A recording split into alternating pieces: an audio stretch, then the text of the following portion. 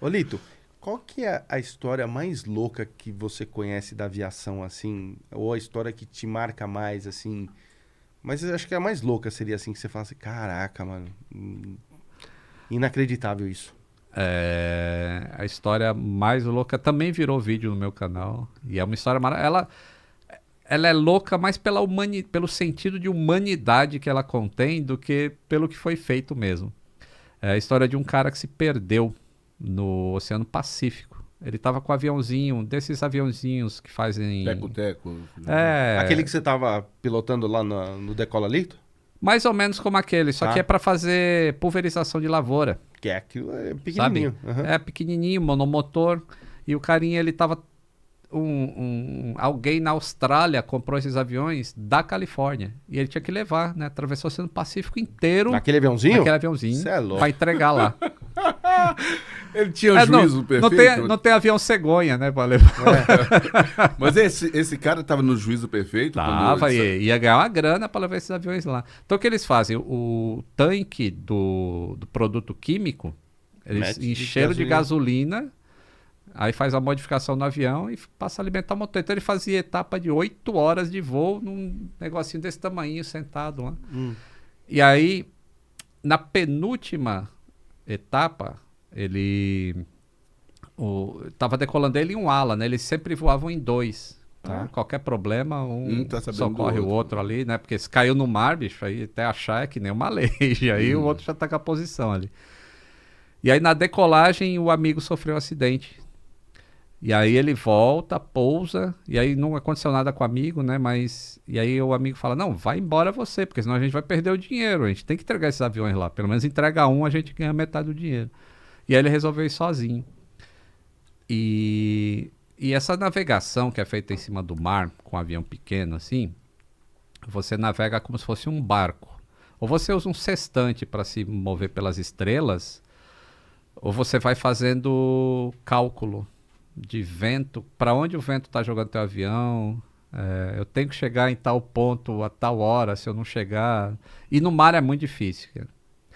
Então ele pegou muito vento de frente assim, e ele chegou num ponto em que ele estava com um instrumento adaptado que teria que apontar para uma ilha qualquer. E aí ele chegou naquele ponto lá e o negócio começou a apontar para um lugar qualquer. Aí ele foi naquela direção, mas o instrumento estava apontando para o lugar errado. Era um lugar nenhum. E ele chegou lá e não tinha nada. E ele viu que qualquer frequência que ele colocasse, a antena apontava para o mesmo lugar. Então, Falou, ferrou. Fudeu. ferrou.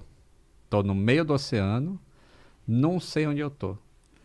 E aí ele entra... Existem rádios em avião, que um rádio você conversa com outro piloto usando uma determinada frequência, que é uma distância assim, de 200 milhas, dá 300 e poucos quilômetros.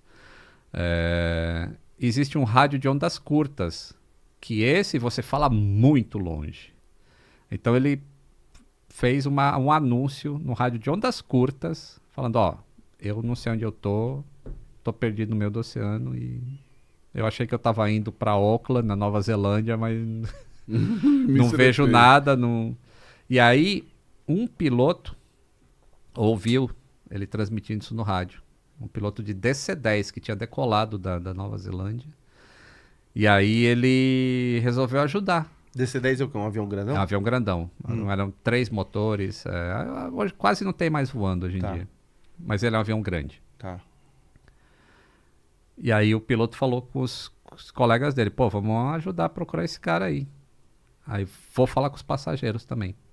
E ele tinha saído com mais combustível do que era necessário para fazer aquela rota da Nova Zelândia. Acho que ele estava indo para a Austrália também, para Sydney. E aí, quando ele falou para os passageiros, ó, tem um cara perdido e eu quero ajudar a encontrar.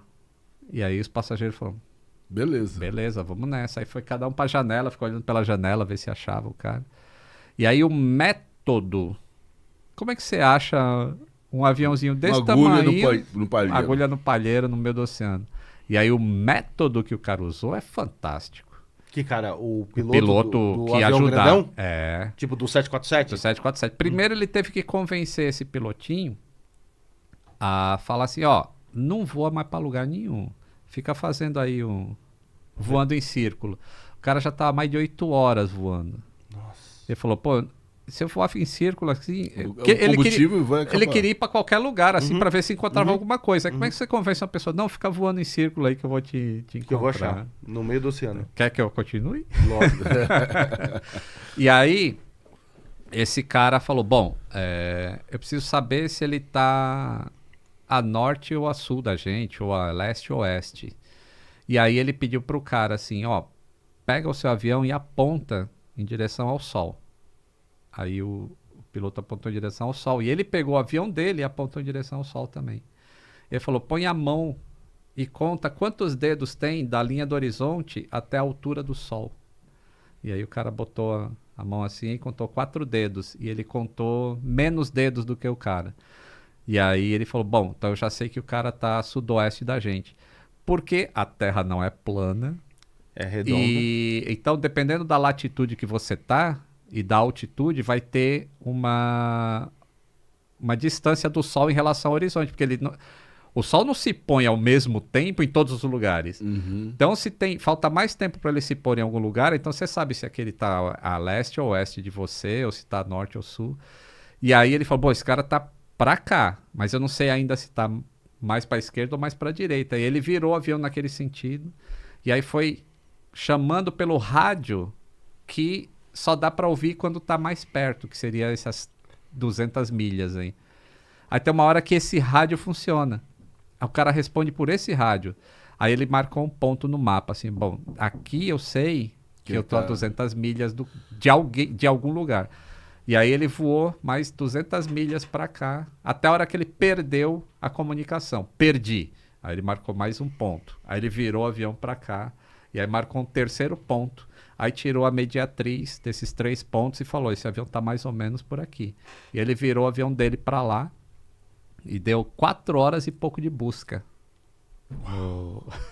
nesse aviãozinho pequeno. E o piloto já estava desistindo, assim, ele falou, pô, depois de 8 horas com aquele barulho, sem poder se mexer dentro de um assento daquele tamanho, o cara já ia desistir. Chegou a hora que ele desiste da vida, assim, fala, vou pousar na água mesmo, e se encontrar, encontrou, se não encontrar, não encontrou. Mas a conversa desse piloto com ele consegue manter o carinha voando. E aí... Ele acha? Isso, aí depois entra mais um ponto, assim, né? Ele pede pro piloto dar exatamente a hora que ele tá vendo no relógio dele.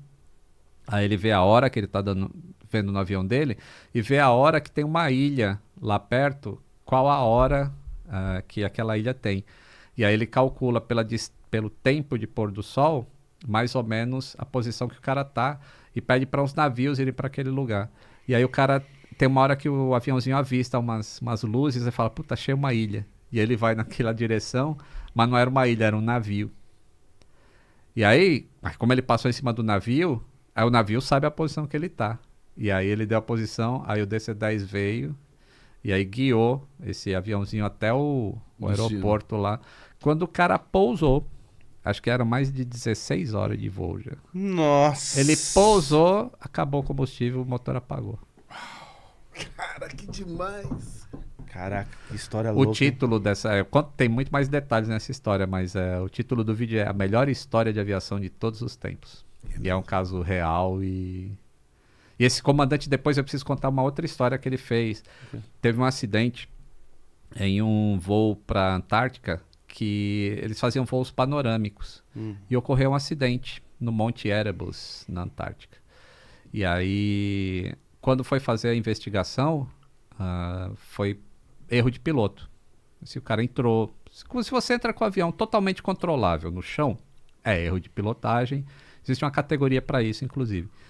E esse piloto batalhou e falou, não foi só erro de pilotagem. Tem alguma coisa que acontece também quando você voa há muito tempo, em que o teu horizonte e o teu solo e o teu chão, o teu céu, é a mesma coisa. Então na Antártica, assim, é gelo branco e céu branco. Isso cria uma ilusão que pode te levar a cometer determinados erros. E hoje em dia isso foi muito aprendido por causa desse piloto. O mesmo que salvou o cara conseguiu reverter esse relatório de acidente, que não foi erro de pilotagem, foi essa... Então ele é um perito, né? É um perito e morreu, acho que tem uns 2, 3 anos aí, tadinho. Na My Lady. Foi Foi ele que porta do desligou. baleia. Foi ele, o cara manja tudo.